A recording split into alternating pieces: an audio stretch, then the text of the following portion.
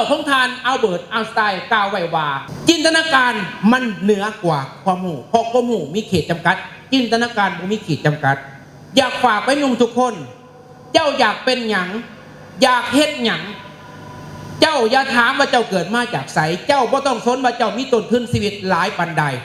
บางคนเกิดมาในต้นทุนที่ดีตระกูลหังมีเฮ็ดให้ครอบครัวล่มจมก็มีบางคนเกิดมาธุรกิจพ่อแม่สร้างใบเฮ็ดให้ธุรกิจของพ่อของแม่ล่มจมก็มีบางคนเกิดมาในครอบครัวที่ทุกข์ยากปากหมองเฮ็ดให้ตัวเองได้ดีดึงวงตระกูลตัวเองขึ้นมามีอยู่มีกินก็มีทั้งหมดขึ้นกับจินตนาการหันจากจินตนาการเป็นเป้าหมายเป็นภาพในหัวที่ชัดเจนเมื่อมีเป้าหมายแล้วลงมือปฏิบัติอย่างมีแบบมีแผนโดยเฉพาะลงทุนใส่ความรู้ลงทุนใส่การศึกษาและปฏิบัติอย่างสม่ำเสมอถ้าเฮ็ดได้แบบนี้พวกเฮาจะบรรลุตามจินตนาการที่พวกเฮา